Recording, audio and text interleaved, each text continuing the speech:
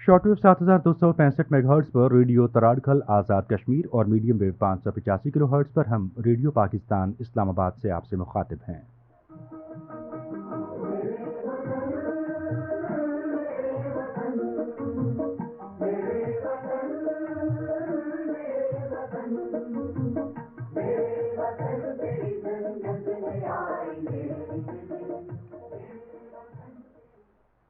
आप सुन रहे हैं हालात हाजरा का प्रोग्राम कश्मीर मंजरनामा।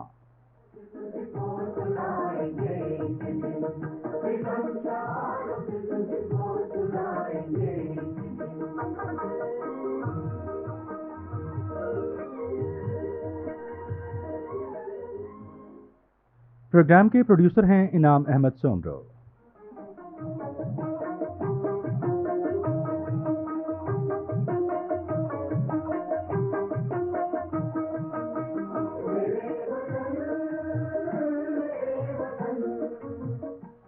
और इस प्रोग्राम में मैं आपका मेज़बान मनाजिर हुसैन।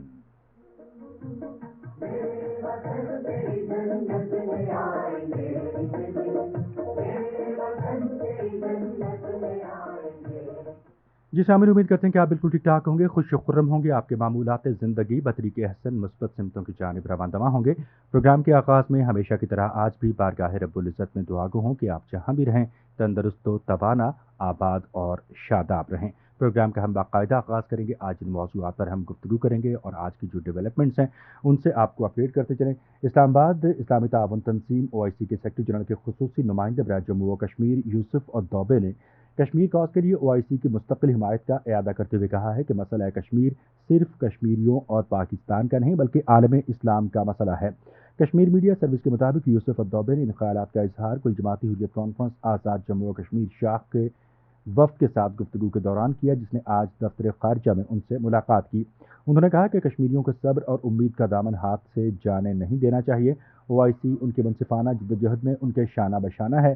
खुसूसी नुमाइंदे बराए जम्मू व कश्मीर ने कहा कि पाकिस्तान की इस्लामोफोबिया के खिलाफ कोशिशें काबिल कदर हैं और हकीकत यह है कि भारत और भारत के गैर कानूनी ज़ेर कब्ज़ा जम्मू व कश्मीर में मुसलमानों का कत्लेआम, मसाजिद का इन्हदाम और कुरान पाक की बेहुरमती के वाक़यात इस्लामोफोबिया ही है जिसका भारत इर्तकाब कर रहा है।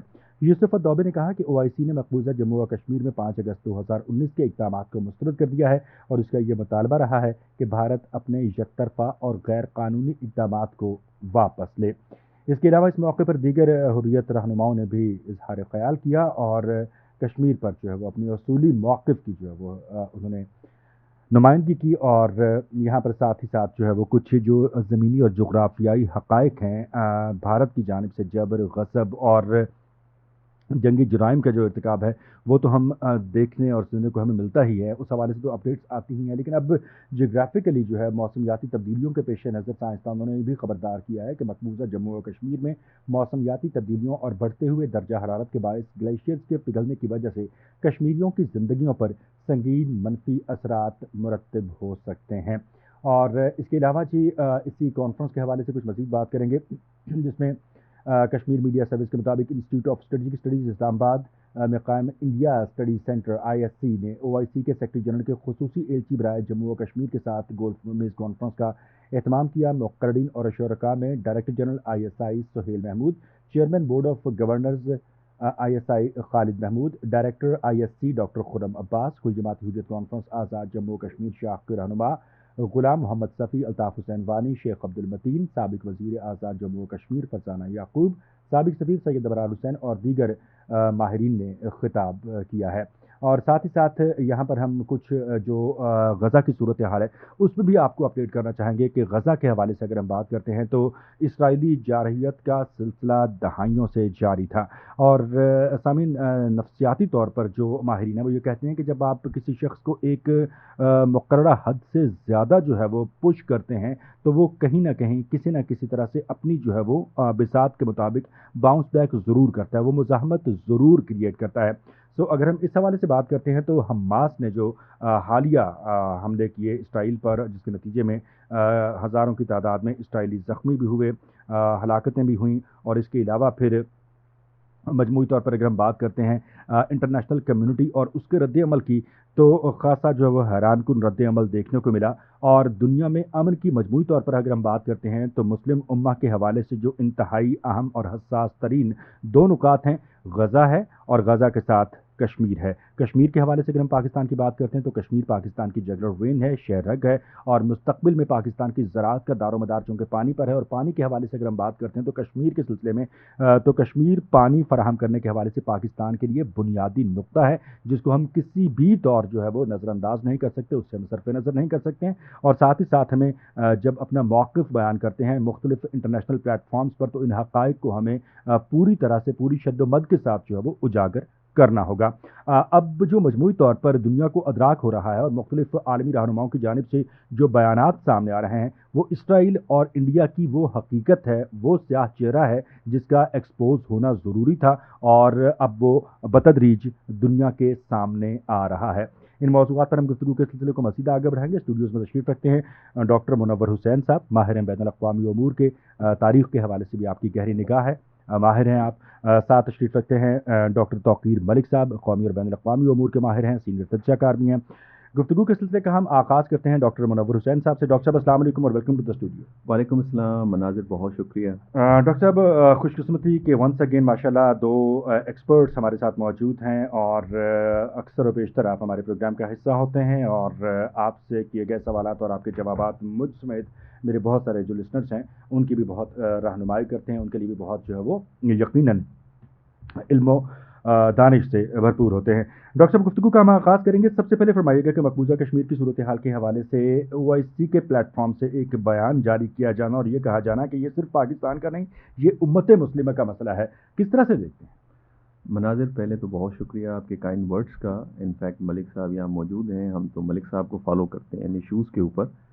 اب آپ کا سوال بڑا امپورٹنٹ ہے، اور پہلے جو آپ نے انٹرو کے اندر بتایا کہ کشمیر جو ہے وہ صرف یہ نہیں کہ بہت سارے اس کی جہتیں ہیں، ملٹی ڈائمینشنل کانفلکٹ ہے، ہم اس کو جیو اسٹریٹجک کانفلکٹ بھی کہتے ہیں، ہم اسے اکنامک کانفلکٹ بھی کہتے ہیں، جس کی طرف آپ نے اشارہ دیا پانی کے حوالے سے، کیونکہ دریائے سندھ اور دوسری جو ہماری جو دریا ہیں ان کا اوریجن کشمیر سے ہوتا ہے، اور وہ ہماری زراعت کے لیے انتہائی اہم ہے، اور پاکستان کی اکانومی کا بیک بون جو ہے پاکستان کا ایگریکلچر ہے۔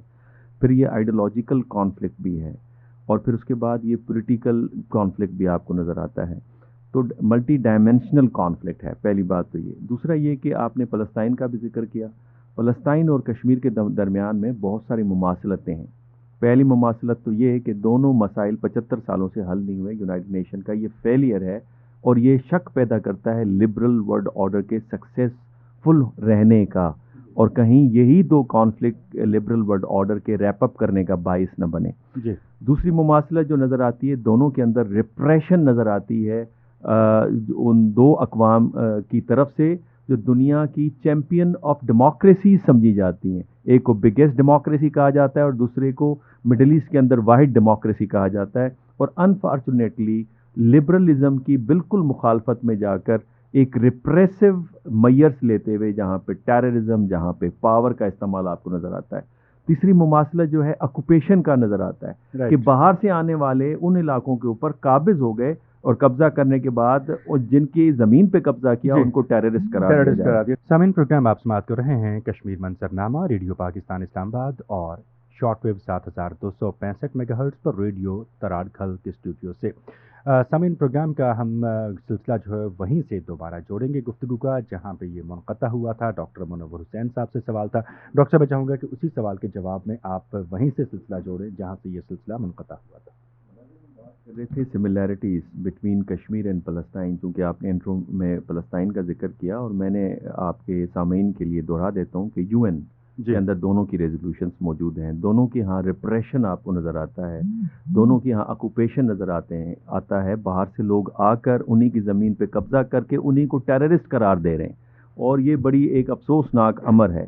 اس کے علاوہ چوتھا جو آپ کو سملیرٹی نظر آتی ہے، اتنی پاور استعمال کرنے کے باوجود جو تحریک ہیں, چاہے وہ فلسطین کی تحریک ہو یا کشمیر کی تحریک ہو, اسے ختم نہیں کر سکے. ایک جگہ 2.3 ملین کے اوپر جس طرح کی بمبارڈمنٹ چل رہی ہے, اور جہاں پہ اب تک 900,000 سے زیادہ ایئر اٹیکس ہو چکے ہیں, کئی بلڈنگیں, سینکڑوں بلڈنگیں برباد ہو چکی ہیں, اس کے باوجود بھی آپ دیکھتے ہیں فلسطینیوں کا عزم جو ہے وہ کھڑا ہوا ہے. اور یہ 75 سالوں سے اسی طرح کے ان کے اوپر حملے ہوتے آ رہے ہیں, جہاں پہ بچے, جہاں پہ خواتین, جہاں پہ بوڑھے, جہاں پہ جوان, سارے مارے جا رہے ہیں. یہی نوبت آپ کو کشمیر کے اندر نظر آتی ہے کہ جہاں پہ 8 ملین کے اوپر 9 لاکھ فورس ہو, ہر 7 کشمیریوں پہ ایک سپاہی فوج کا کھڑا ہو, اور اس کے بعد پھر اننت ناگ آپ دیکھتے ہیں کہ 2 ملیٹنٹس جو ہیں آزاد حاصل کرنے والے جو مجاہدین ہیں, آپ دیکھتے ہیں کہ وہ 5 دن انڈین فورسز کو انگیج کرتے ہیں, 3 سیکیورٹی آفیسرز کو مار دیتے ہیں اور ٹگنی کا ناچ نچاتے ہیں. پھر آپ برہان وانی کی موومنٹ بھی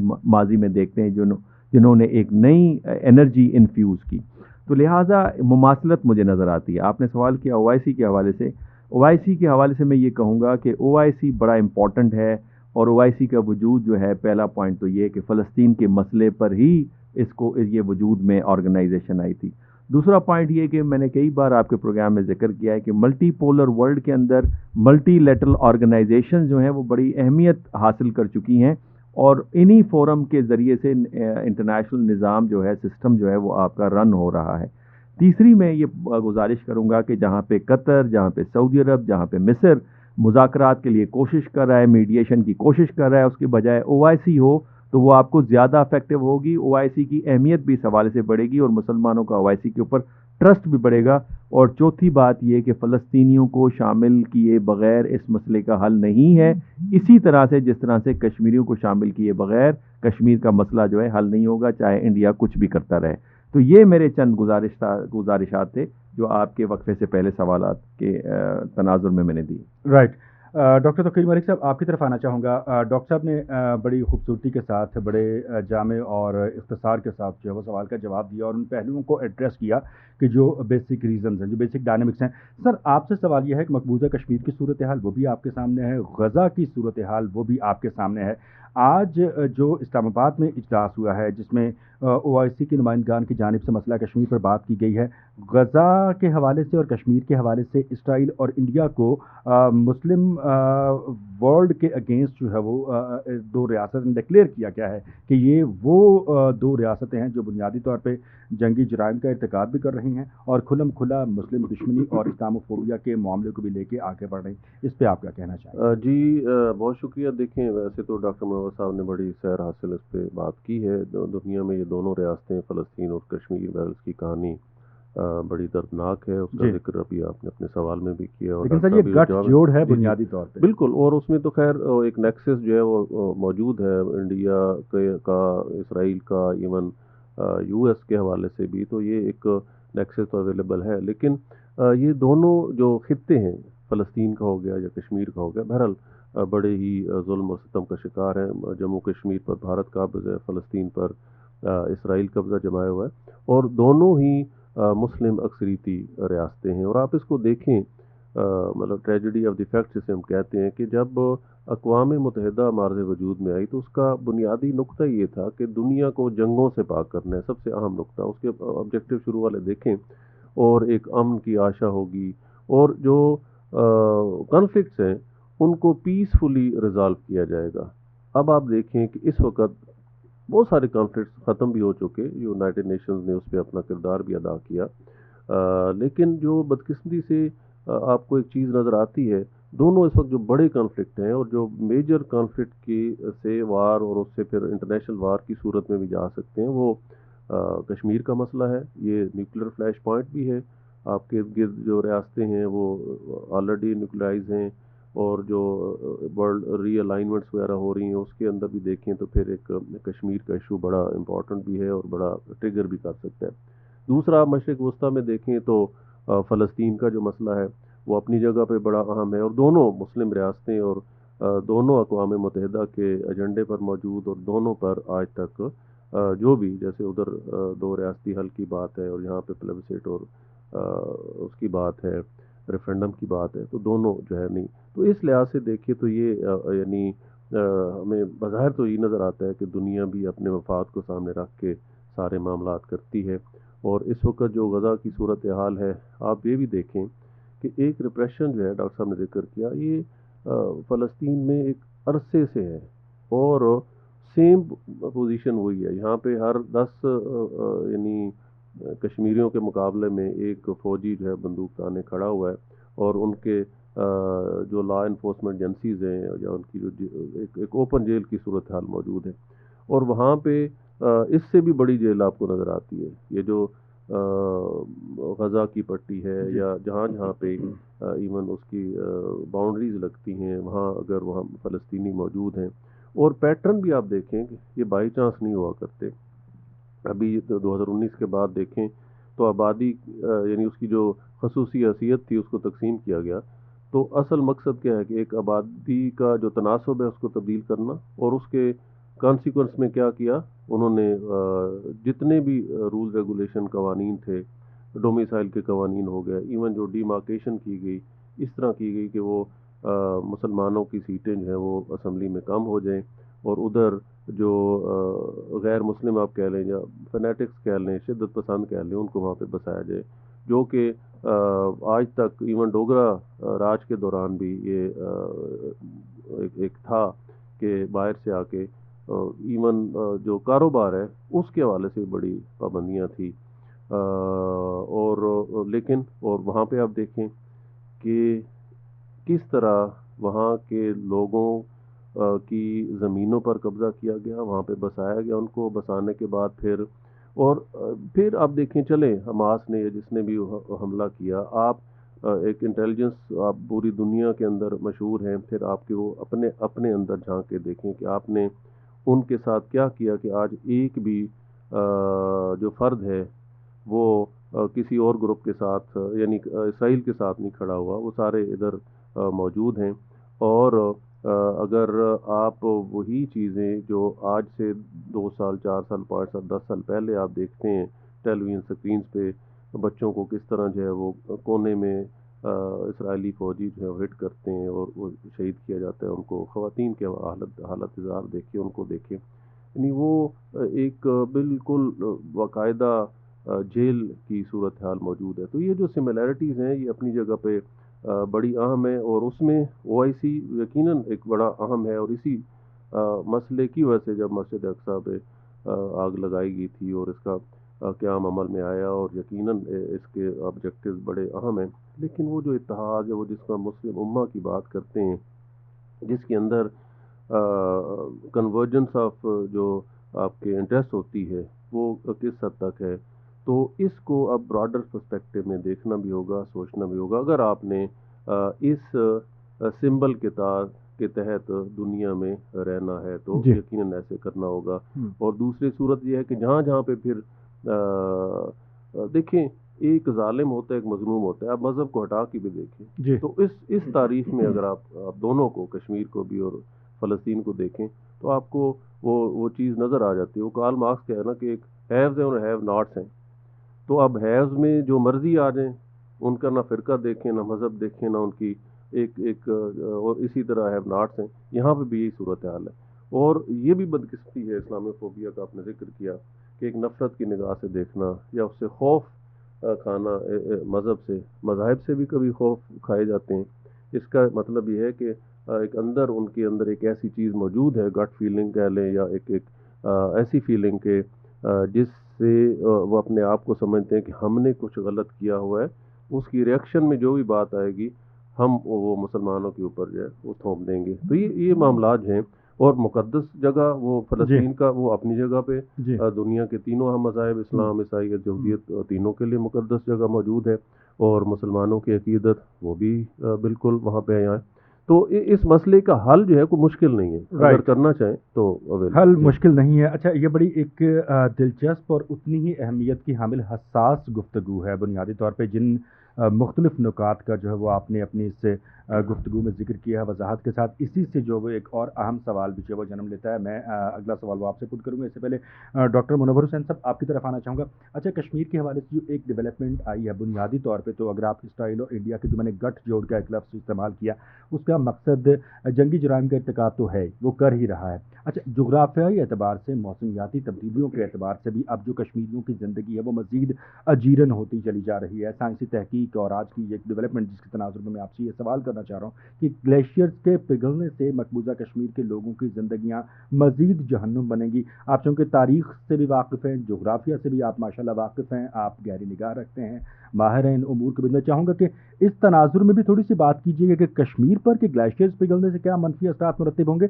और अगर हम गज़ा की बात करते हैं तो उसकी जो जोग्राफियाई हैसियत है और जो कंट्रोल है, स्पेसिफिकली अगर हम इसराइल के जो क्रॉसिंग पॉइंट हैं वो तो हैं ही हैं, लेकिन साथ दूसरा जो मुस्लिम मुल्क है अगर हम उसकी बात करते हैं तो वहाँ पे भी हम देखते हैं कि बेबसी होती है, वो भी उतनी सपोर्ट नहीं देता जितनी देनी चाहिए। तो क्या कहेंगे दोनों पॉइंट्स पे? ये जो क्लाइमेटिक चेंजेस है ना कश्मीर के अंदर मनाजिर, ये सिर्फ कश्मीरियों को मुतासिर नहीं करेगी, आफ्टर ऑल ये पूरे साउथ एशिया को मुतासिर करेगी। ये तो हो नहीं सकता कि क्लाइमेट चेंज एक खत्ते के अंदर हो और किसी उसके छोटे से हिस्से में हो तो बाकी खत्ते को वो मुतासिर न करे।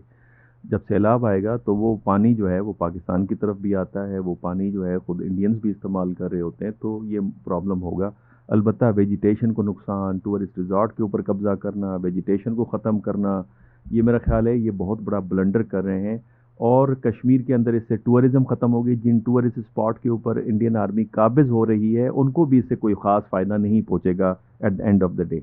लेकिन आपके पिछले सवाल के हवाले से मैं कुछ गुजारिशात रखना चाहता हूँ। पहले ये कि कश्मीर और फ़लस्तीन का मसले के हल के हवाले से देखें, मसला आसान है, आसानी से हल हो सकता है। जब ईस्ट तैमूर का हो सकता है, साउथ सूडान का हो सकता है, बोस्निया हर्ज़ेगोविना का मसला हल हो सकता है, तो ये मसला हल क्यों नहीं हो सकता? इंटेंशंस का प्रॉब्लम है, पावर्स के पास इंटेंशंस नहीं है इसको रिजॉल्व करने के हवाले से। और पावर को इस हवाले से इंस्टिगेट कौन करेगा? वो मुस्लिम ममालिक करेगा जिनके पास ऑयल के रिसोर्सेज हैं, जिनके पास रिसोर्सेज हैं, जिनके पास आर्मी है, या जिनके ऊपर दुनिया की इकॉनमी और उनकी इंडस्ट्री डिपेंड कर रही है, और इसमें ओआईसी अपना अहम किरदार अदा कर सकता है।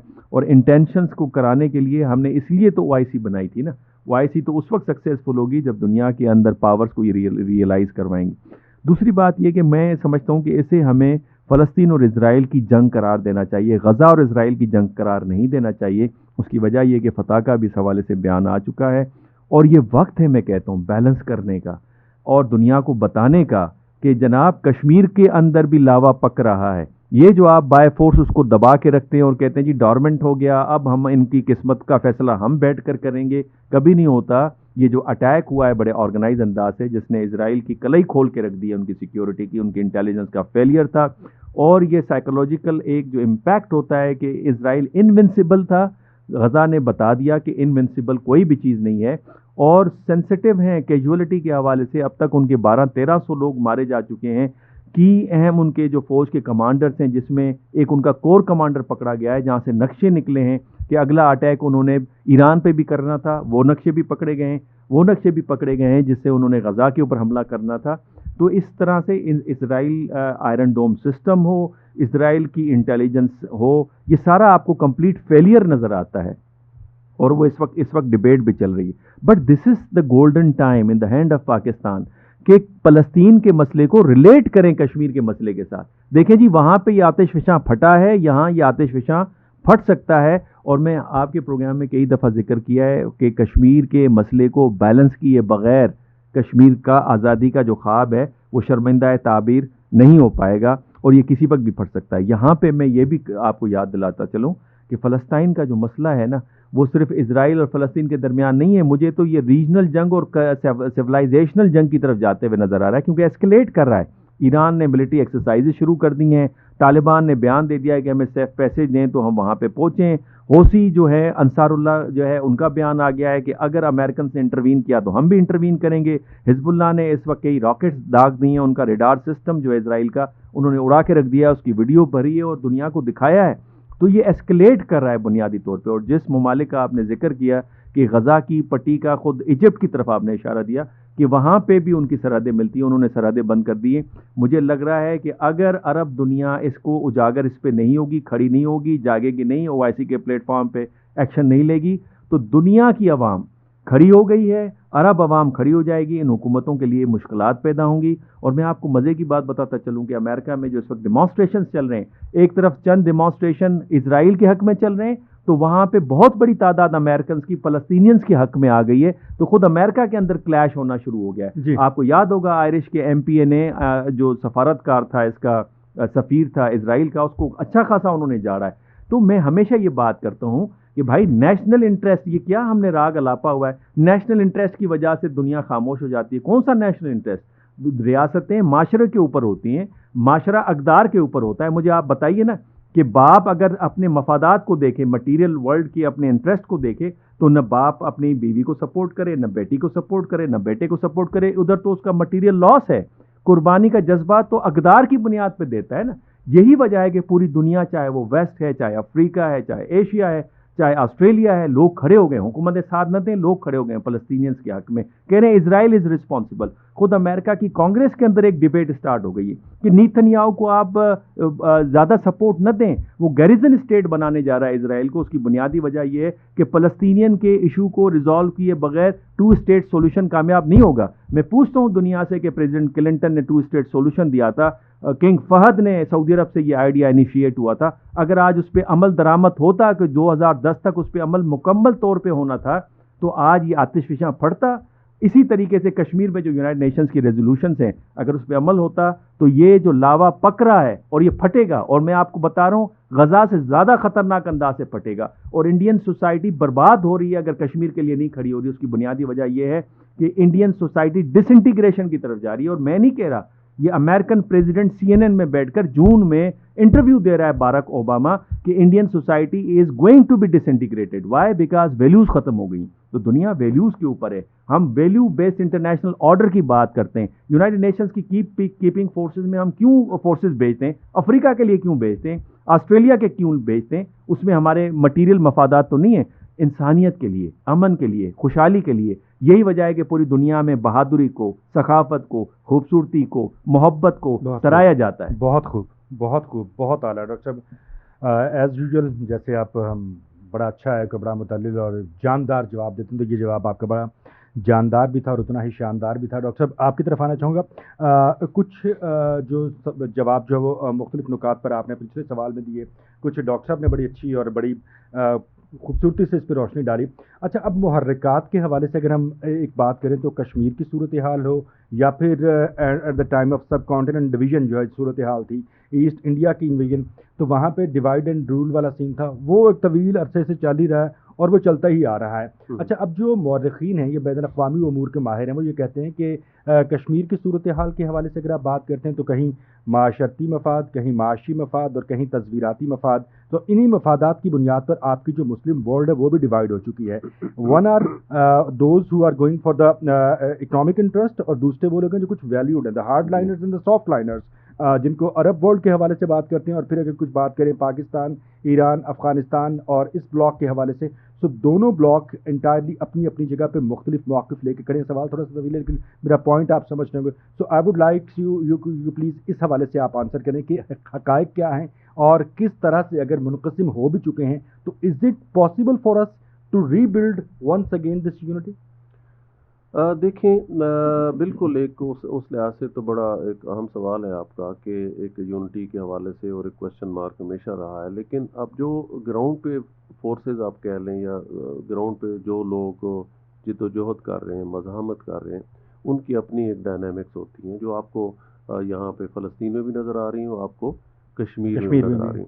دیکھیے، بعض کا یہ ہوتا ہے کہ جو موت ہے نا، وہ بھی آپ کا بہت بڑا ہتھیار ہوتی ہے. یعنی آپ کو پتہ ہے کہ آپ نے الٹیمیٹلی یعنی ختم ہو جانا ہے، آپ نے اس دنیا سے چلے جانا ہے، لیکن وہ آپ کے ایک ہتھیار کے طور پہ یعنی اپنے آپ کو کر لیتے ہیں، چونکہ آگے سمجھتے ہیں کہ اس کے مقابلے میں شاید یعنی دنیاوی طور پہ طاقتور دشمن ہے. یہی چیز آپ کو فلسطینیوں کے جو مزاحمتی تنظیم حماس ہے اس کو بھی پتہ تھا، یقیناً پتہ تھا کہ یہ اسرائیل پر جو حملے کا نتیجہ جو ہے وہ کیا نکلے گا. ایک بہت بڑی تباہی کی صورت میں بھی نکل سکتا ہے، غزہ کی تباہی کی صورت میں بھی نکل سکتا ہے، اور لیکن حماس نے شاید دنیا کو یہ بتانا تھا کہ آپ اگر اسرائیل کو ناقابل شکست سمجھتے ہیں تو ایسی بات نہیں ہے، جو ڈاکٹر صاحب نے اس کے حوالے سے بڑی تفصیل سے بات بھی کی، اور یہ بھی ہے کہ جو مسئلہ فلسطین کے حل کے بغیر مشرق وسطیٰ میں خصوصاً اور دنیا میں بلکہ ہم کہہ سکتے ہیں کہ یہ امن قائم نہیں ہو سکتا، چونکہ اسی طرح کا مسئلہ یہاں آپ کے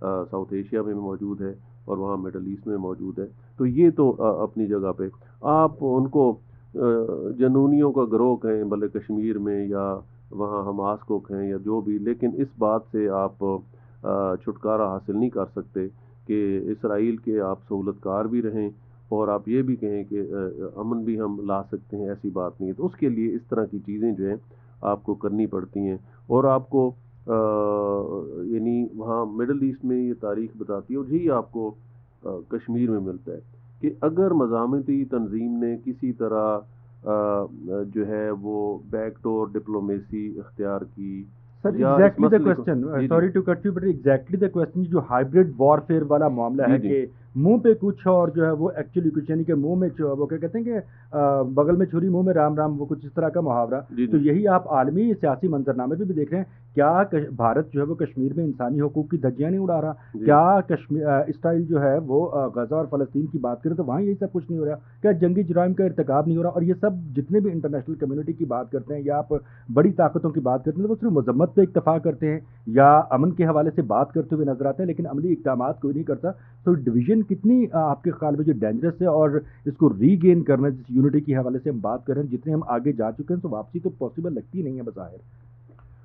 بالکل، یہ آپس میں اتحاد ہونا یہ ایک بہرحال اہم سوال ہے، اور اس سے پہلے بھی خیر یہ اب کی بد اعتمادی نہیں ہے، بلکہ ایون جب کولڈ وار میں ہم دیکھتے ہیں کہ ایک ایٹ لیسٹ 2 گروپس میں دنیا تقسیم تھی، تو وہ وہاں سے اصل میں جب بیج بوئے گئے، لیکن ایک بہت بڑا اتحاد بھی اسی عرصے میں نظر آتا ہے آپ کو، یہ آرگنائزیشن آف اسلامک کوآپریشن جو آج کل نام ہے اس کا، تو یہ آپ کو اچیو کرنے کے حوالے سے اگر ہم بات کرتے ہیں تو کوئی کارکردگی آپ دیکھیں کہ جب سے یہ تنظیم وجود میں آئی بہت سارے مسائل ہیں، وہ مسائل تو جوں کہ توں ہے، لیکن تنظیم نے وقت بہت سارا لے لیا، کیا کہیں گے اس پہ؟ جی بالکل آپ ٹھیک کہہ رہے ہیں، اور اس کے لیے دیکھیں ضرورت کیا ہے، یعنی وہ اتحاد جو ہے وہ کسی کچھ باتوں پہ ہوتا ہے نا، آپ یعنی بدقسمتی سے ٹریڈ کے حوالے سے بھی دیکھیں، یا جنہیں ہم امیر ممالک کہہ لیں، جن کے پاس پیسہ ہے، وہ پیسہ جو ہے ہم نے اس کو کس طرح استعمال کیا ہے،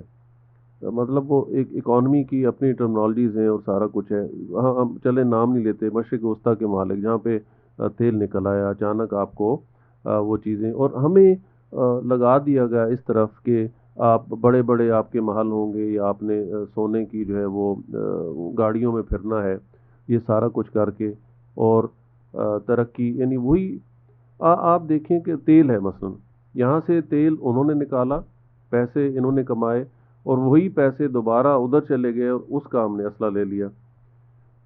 تو اس طرح اکانومیز جو ہیں وہ نہیں چلتی، چونکہ بون آف کنٹینشنز مڈل ایسٹ میں بھی اور آپ کے ساؤتھ ایشیا میں بھی وہ موجود تھیں، اور اس کے اوپر ایک بہرحال لمبی بحث ہے کہ یہ کیسے آئی، وہ ڈیوائڈ۔ ہم ڈاکٹر صاحب کا بھی نقطہ نظر لیتے ہیں کہ ڈاکٹر مروت صاحب، سیم کوسچن ٹو یو، مختلف پوائنٹس جو تھے وہ ڈاکٹر صاحب سے سوال کرتے ہوئے آپ بالکل سمجھ چکے ہیں، تو آئی وانٹ کہ آپ ایڈریس کریں، آپ کا نقطہ نظر کیا ہے اس بارے میں؟ دیکھیں، یہ جو موت کو گلے لگانے کی آپ نے بات کی ہے نا، اس کو آپ 2 طریقوں سے انڈرسٹینڈ کر سکتے ہیں۔ پہلے تو میں یہ کہتا ہوں کہ غزہ کی طرف سے جو حملہ ہوا ہے یہ سرپرائز اٹیک نہیں تھا، اس کا ٹرینڈ موجود تھا، انپریسیڈنٹیڈ ضرور تھا، اس میگا لیول پہ اس آرگنائزڈ وے میں یہ اٹیک ہوا۔ اس کی ماضی میں بھی مثال ہے، سائنٹیفک میں ہم اپروچ جب لیتے ہیں نا کسی چیز کی وضاحت کے لیے، تو ہم بیہیویئرل ٹرینڈز کو آئیڈینٹیفائی کرتے ہیں، اس میں آپ کو ٹرینڈ نظر آتا ہے۔ مثال کے طور پہ ماضی میں بہت سارے ٹرینڈ ہیں، حزب اللہ نے 2006 میں اسی طرح کا سرپرائز اٹیک دیا تھا اور انہوں نے جنگ جیتی، اس کے بعد 2022 میں اسی طرح کا سرپرائز ملا تھا اسرائیل کو، پھر اس سے پہلے مصر نے اسی طرح کا سرپرائز دیا تھا 1973 کے اندر، اسرائیلیز کہہ رہے تھے کہ وہ جو وال انہوں نے ریت کی کھڑی کی ہوئی ہے اس کو یہ نہیں توڑ سکتے، انہوں نے توڑ کیا، جس کو یوم کپور کہا جاتا ہے، اور یہ سارے اپنے مذہبی رسومات کے اندر انگیج تھے۔ اس کے بعد اسی طرح کا ٹرینڈ آپ کو آپریشن ماسکیٹر کے اندر نظر آتا ہے 1956 میں، جہاں پہ اسرائیل، فرانس اور برٹن انہوں نے سوئس کینال کے اوپر اٹیک کرنے کی کوشش کی لیکن ناکام چلے گئے. تو ایک ٹرینڈ ہمیں نظر آتا ہے. لیکن اس چیز کو سمجھنے کے لیے آپ کو ایسنس کو سمجھنا ہوگا, جس کو میٹا فزیکل ورلڈ کہتی ہے, فلاسفیکل کہتی ہے کہ ایسنس کیا ہے. ہیگل کہتا ہے کہ ایسنس کانشیسنیس کا نام ہے. ایسنس کو ہم اسلامک طرز سے معرفت کہتے ہیں, جہاں پہ زندگی سے زیادہ ہدف اہم ہوتا ہے. اسرائیلیوں کے لیے زندگی زیادہ اہم ہے ہدف سے زیادہ, اس لیے کیجولیٹی سینسٹیو آپ کو نظر آتی ہیں, اس لیے شکست کھاتی ہیں. جبکہ حماس کے کیس کے اندر آپ کو ہدف زیادہ اہم نظر آتا ہے اور وہ آزادی کا ہدف ہے. اب یہ اگر آپ حماس کی اس کیفیت کو سمجھیں, کشمیری فریڈم فائٹرز کی اس کیفیت کو سمجھیں, تو پھر آپ کو 313 کا وہ مقابلہ یاد کرنا ہوگا بدر میں جو 1000 کے خلاف تھا. جس طرح سے اپنے اسپارٹینز 300 نے ہزاروں کی تعداد میں یہ جو پرشین امپائر تھی ان سے مقابلہ کیا, سارے مارے گئے, لیکن پرشین امپائر گریکس کے اندر داخل نہیں ہو سکے. پھر آپ کو یاد رکھنا ہوگا کہ یو ایس نے ویتنام میں کیوں کر شکست کھائی تھی, وہ ایسنس کیا تھا ویتنامیز کے بعد. پھر آپ کو یاد رکھنا ہوگا سوویت نے افغانستان میں کیوں پچھاڑا گیا تھا سوویت یونین, وہ ایسنس تھی اس وقت کی مجاہدین کی. پھر آپ نے نیٹو فورسز کو دیکھا افغانستان میں شکست کھائی, وہ ایسنس کی وجہ سے تھا. غالباً ہم سمجھ نہیں پا رہے, ہم سمجھتے ہیں کہ جو آبجیکٹو ایلیمنٹس آف پاور ہیں اسی سے جنگ جیتی جاتی ہے. مجھے یاد ہے آئیڈیا آف پاکستان لکھی سیموئل پی ہنٹ نے, اپنا اسٹیفن پی کوہن نے جب پاکستان تشریف لائے, تو میں نے کہا جو آپ نے 7 سیناریوز ریگارڈنگ پاکستان کھینچے ہیں وہ تو آبجیکٹو ایلیمنٹس آف پاور ہیں, آپ نے تو سبجیکٹو ایلیمنٹس آف پاور تو آپ نے اگنور کیے. آپ کہتے ہیں کہ 1971 کی وار کی طرح انڈیا کے پاس 1000 ٹینک ہے اور پاکستان کے پاس 100 ٹینک ہے تو انڈیا حاوی ہو جائے گا. حاوی ہو جائے گا. آپ کو یاد نہیں ہے کہ ہم 65 کی جنگ میں کس طرح سے آگے بڑھے تھے اور پھر امریکن سے پریشر دیا کہ آپ پیچھے ہٹیں, آپ تو 10 دنوں میں دلی فتح کر لیں گے. 48 میں آپ کی انڈین فورسز پہنچی تھی, جو آدھا کشمیر ہمارے پاس ہے, وہ کس وجہ سے.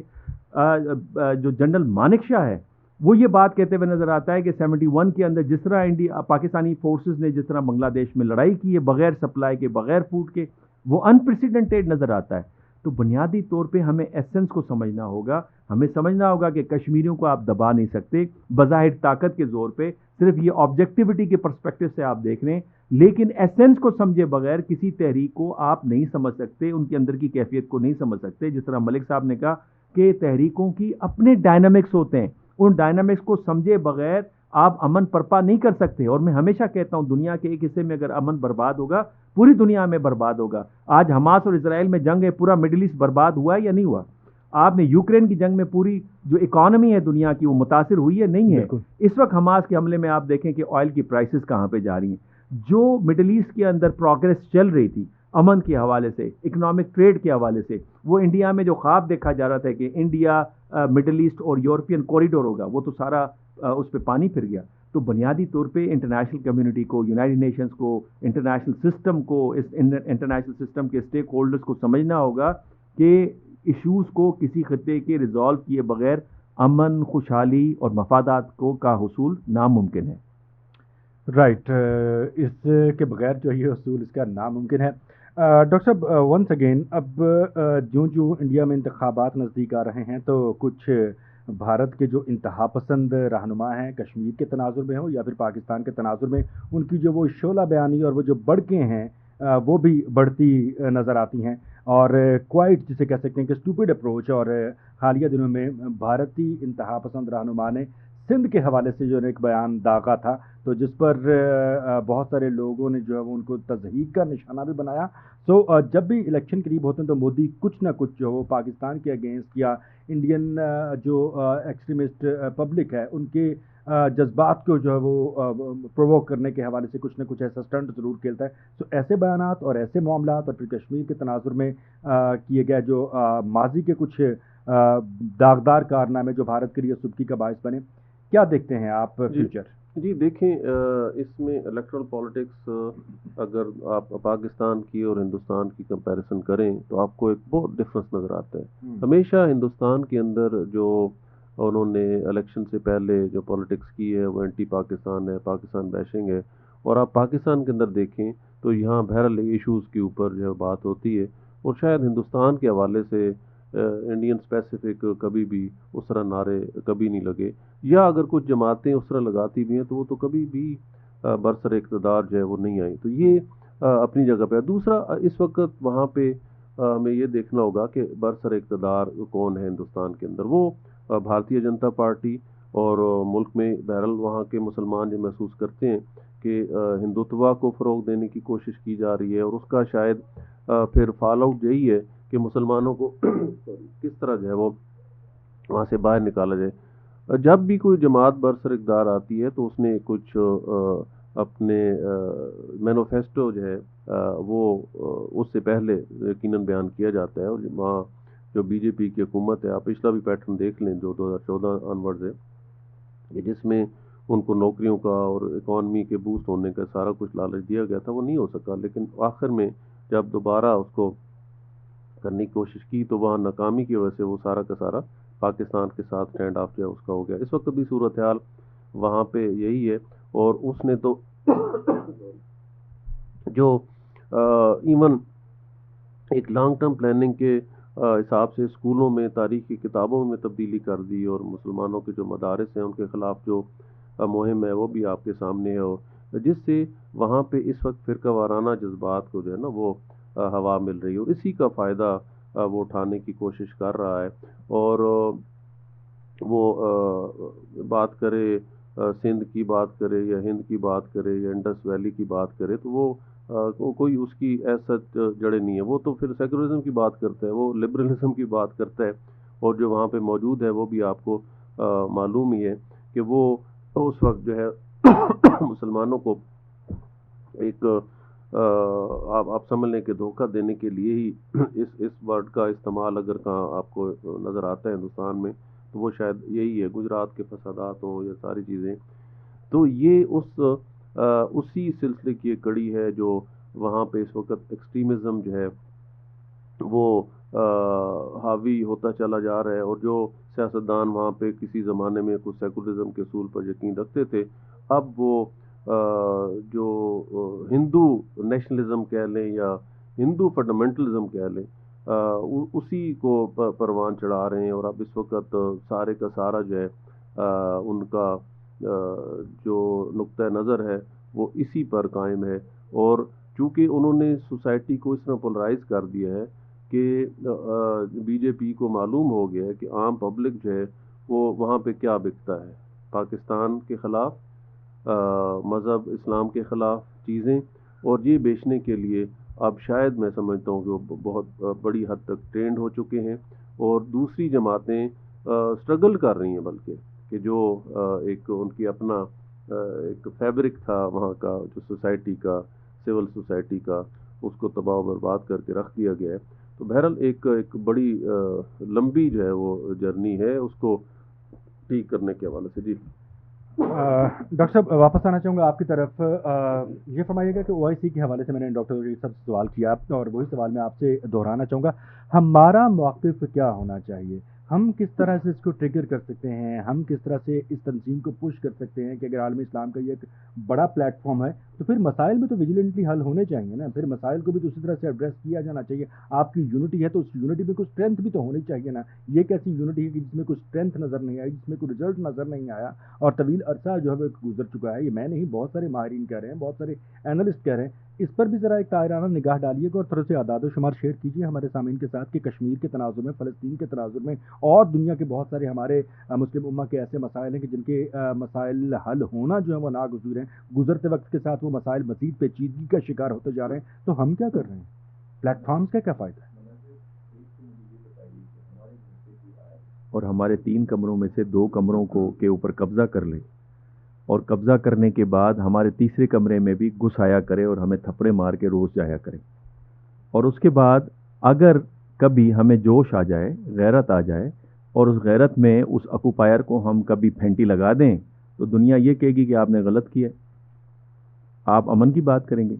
بھائی وہ قابض ہیں، قائد اعظم محمد علی جناح نے کہا تھا ریاست جو ہے اسرائیل کی انلیجیٹیمیٹ ہے، وہ آپ کا ریفلیکٹ ہو رہا ہے آپ کے پاسپورٹ کے اوپر کہ یہ پاسپورٹ سوائے اسرائیل کے کہیں بھی یہ قابل قبول نہیں، اسرائیل کے حوالے سے یہ قابل قبول نہیں ہے، ویلڈ نہیں ہے یہ پاسپورٹ۔ کیوں نہیں آپ اس کو ویلڈ قرار دیتے؟ بیکاز اسرائیل کے وجود کو آپ تسلیم نہیں کرتے۔ یہی پالیسی آپ کو لے کے آگے جانی چاہیے جو قائد اعظم محمد علی جناح رحمۃ اللہ علیہ نے لیا، اور آپ کو مسلم دنیا کو بتانا ہوگا کہ یار جو قبضہ گروپ ہے ان کا کلیم ہے کہ جناب ہم یہاں پہ ایرٹ اسرائیل کے وقت میں یہاں پہ قیام کرتے تھے، پھر رومنس نے آپ کو نکالا نا، مسلمس نے تو نہیں نکالا تھا. سائمن بار خوکا ریوالٹ آپ لے کے آئے تھے 70 AD کے اندر، اس کے بعد رومنس نے آپ کی پھینٹی لگائی اور پوری دنیا میں آپ کو پھینکا. آپ کو یاد ہے کہ یہ جو مارٹن لوتھر کنگ ہے جس کے بعد ریفرمیشن آئی ہے، جو بائبل کو ری انٹرپریٹ کیا، اس نے 10 سے 15 ٹریٹیز لکھی ہیں یہودیوں کے خلاف. اس کے خلاف آپ اٹھ کھڑے ہو نا، جس کی بنیاد کے اوپر پورا امریکہ سے کھڑا ہوا ہے. یورپ میں آپ کو گیٹوز میں رکھا گیا، آپ کو تو سہولت دی گئی مسلمان سلطنتوں کے اندر، چاہے وہ آٹومن امپائر تھی، چاہے وہ آپ کی اسپین کی امپائر تھی، وہاں پہ تو آپ کو سہولتیں ملی. پھر آپ نے ریپریشن برداشت کیا ہے. فائنل سولوشن تھا ہٹلر کا، جہاں پہ آپ کو کنسنٹریشن کیمپ کے رکھا گیا تھا. آپ اس مصیبت سے نکل کے آپ نے غزہ جو کہ 5 کلومیٹر چوڑی اور 25 کلومیٹر لمبی ہے، ان کو کنسنٹریشن کیمپ کے اندر رکھا ہے، جہاں بجلی آپ بند کرتے ہیں، پانی بند کرتے ہیں، ادویات بند کرتے ہیں، ہر طرف سے آپ بمبارٹمنٹ کرتے ہیں. آپ نے کیا سیکھا ہے دنیا سے؟ ایک تو آپ قبضہ گروپ ہیں، اور قبضہ گروپ کرنے کے بعد پھر آپ انہی مسلمانوں کو جنہوں نے تاریخ میں آپ کو ہمیشہ سہولتیں دی ہیں، انہی مسلمانوں کو آپ اس کے اندر قابو کرتے ہیں. آ جائیں انڈیا کے اوپر. انڈیا کی پالیٹکس، جس طرح ملک صاحب نے کہا، ان کی نیچر الگ ہے، ہماری نیچر الگ ہے. کہا جاتا ہے دنیا کی جو بگیسٹ ڈیموکریسی ہے. یار الیکشنز مجھے نظر آتے ہیں، باقی پولیٹیکل میچورٹی تو نظر نہیں آتی. پاکستان کے اندر ریگولر الیکشنز تو نظر نہیں آتے، پولیٹیکل میچورٹی تو نظر آتی ہے. آپ کو کبھی انڈیا الیکشنز کے اندر نظر آتا ہے؟ یعنی ہم کیا راگ الاپتے ہیں انڈیا کی دشمنی کے اندر، اس کو گالیاں دیتے ہیں؟ کیا یہاں پہ ہندوؤں پہ ٹوٹ پڑتے ہیں، مائنورٹیز کو مارتے ہیں جس طرح سے وہ مار رہے ہیں؟ یہاں تک کہ انہوں نے اپنے بندوں کو بخشنا چھوڑ دیا ہے. ارندھتی رائے کے اوپر کیس چلانا شروع کیا ہے. کب کا؟ جو اس نے اسپیچ کی تھی کشمیر کی آزادی کے حوالے سے 2010 میں، اس کو نشانہ بنا رہے ہیں. جو دنیا کی ریناؤنڈ رائٹر ہے، جو کہ انڈیا کا فیس ہے. دیکھیں ایک سافٹ پاور ہوتا ہے، ایک امیج ہوتا ہے کسی ملک کا. جیسے ہمارے پاس پاکستان کے اندر اشفاق احمد ایک پاکستان کا فیس تھے، ہمارے بہت سارے آرٹسٹ پاکستان کا فیس تھے، جیسے گلجی تھے. اب ہم اس کے اوپر ریپریشن کرنا شروع کریں تو یہ تو ہمارا دماغ خراب ہو گیا ہے نا. ہمیں تو اپنے دماغ کا علاج کروانا چاہیے. پھر ہمیں ڈفرینشیٹ کرنا چاہیے نارتھ انڈینس اور ساؤتھ انڈینس میں. ساؤتھ انڈینس کا مسئلہ نہیں ہے، نارتھ انڈینس کا مسئلہ ہے. نارتھ انڈین میں 55% جذباتی ہندو جو ینگسٹرز ہیں، مودی اور اس کی پارٹی انہیں خراب کری. انہیں پتا ہے یہاں پہ مائنورٹیز کے ووٹ کی ضرورت نہیں ہے، ہم اسی پہ کام چلائیں گے. اس طرح کے نعرے اس لیے آپ کو نظر آتا ہے. لہٰذا پاکستان میچورٹی کا مظاہرہ کر رہا ہے، لیکن اگین آئی وڈ سے اب میچورٹی سے آگے آپ نے پلان کرنا ہے. دس از دا ٹائم جہاں فلسطین کا مسئلہ ہوا ہے. دنیا میں آپ اپنے ڈپلومیٹس کو ایکٹیویٹ کریں، نیریٹو بنائیں، انٹرنیشنل میڈیا میں جائیں.